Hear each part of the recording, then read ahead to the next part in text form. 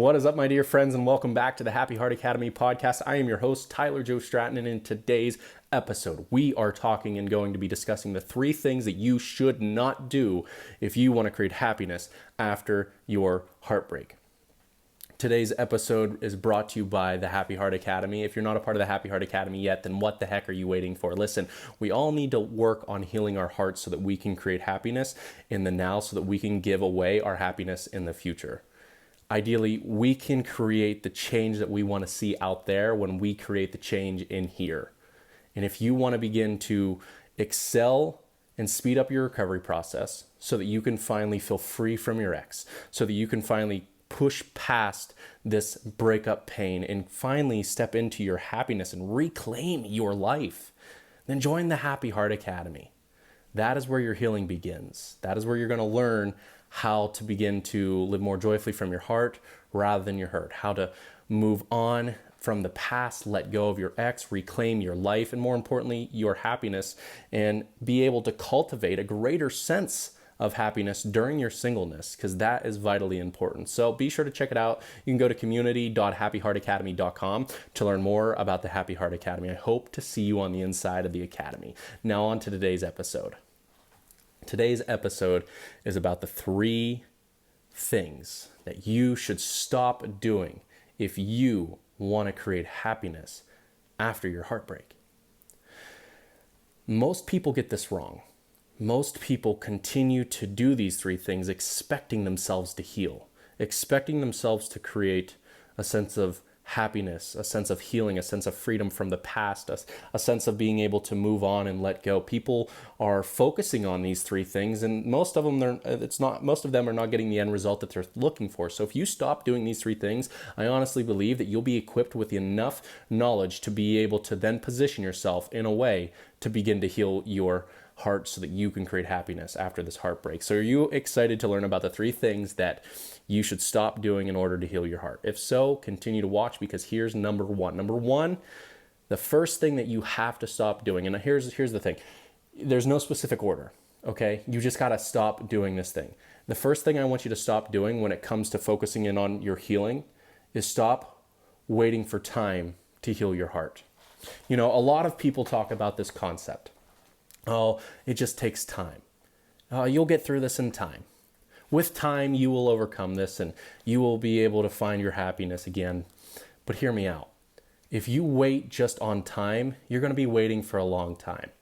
And most of the time that goes by, you're not going to be doing the thing that you need to be doing during that time in order to create your happiness, in order to create your breakthrough, in order to create a significant amount of peace in your life to be able to move on and create happiness. Time in and of itself does not heal your heart. It might heal a physical wound. It might heal, some minor parts of the brokenness within, but ultimately it's going to waste a lot more time than heal your heart. So stop waiting for time to do your healing. Stop waiting around for something outside of yourself to heal you like time. Because you're going to be waiting for a long, long, long time. And that's why a lot of you are not where you want to be, is because during this waiting period, that's all that you're doing. You're just waiting. And you're expecting time to heal this wound. Like in time, things will have to get better inevitably. That is not true. Things don't have to just automatically get better, and most things don't. Most things don't automatically get better. Because the truth is, nothing changes in someone's life if nothing changes in someone's life. That means if you're continuously doing the same thing that you always have done and expecting a different result, you're not going to get the different result. You're going to end up in the same painful place that you are currently today. All because you're waiting for time to heal your brokenness and to heal your heart. So you got to stop. You've got to let this go. You've got to let this idea, this belief that time will heal your heart.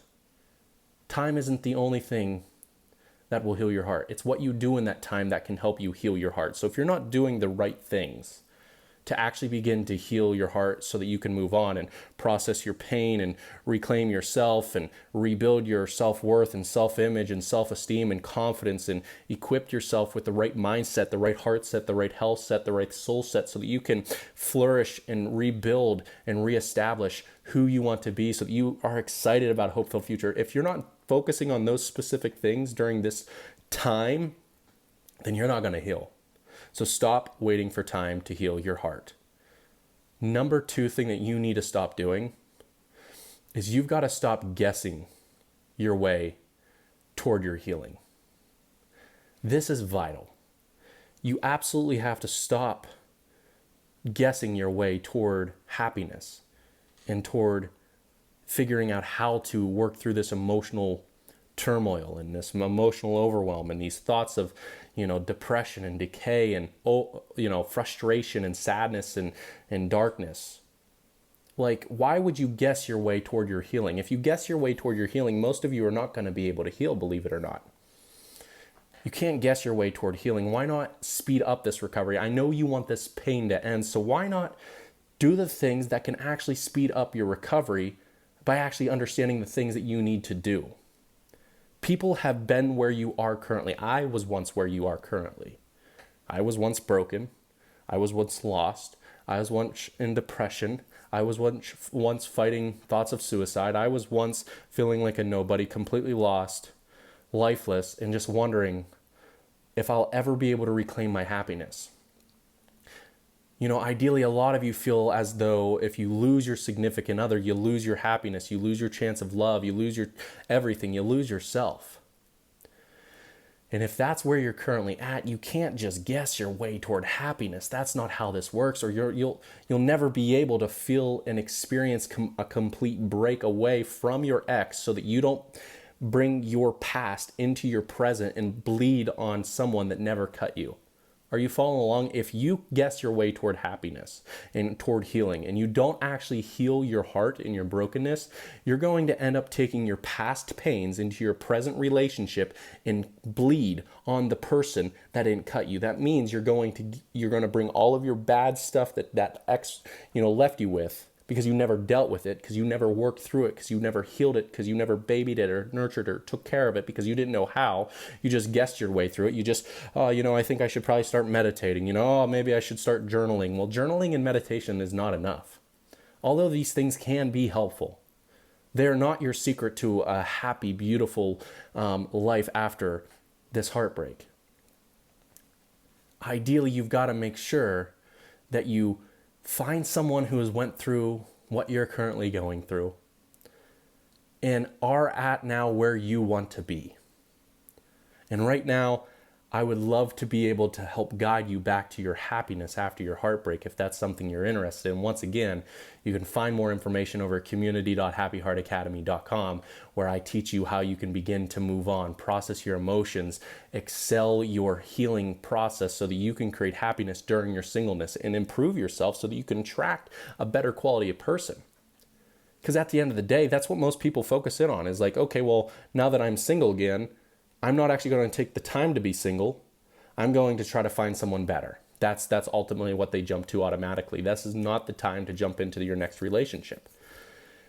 So number 2 is you've got to stop guessing your way toward your healing. And if you want to stop guessing your way, come join me at community.happyheartacademy.com. You can take my courses, check out my ebooks, check out all the amazing resources within the community. Right now, I dropped it 50% off for the yearly or the monthly subscription. There's the free side of the community, of course. You can always feel free to join that. You'll get daily healing from me, Monday through Friday. But outside of that, you can join the more in-depth monthly coaching.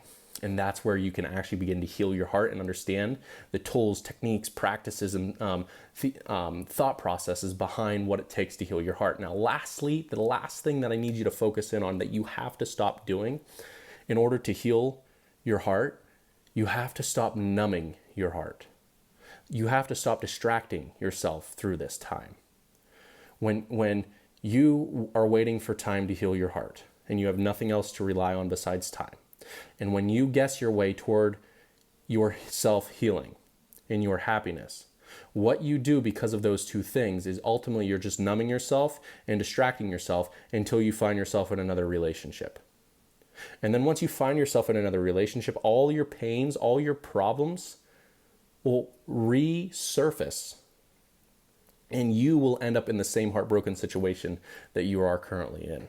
And you don't want to have that to happen. You do not want to find yourself in the same heartbroken situation that you're currently in your next relationship. That's not the goal.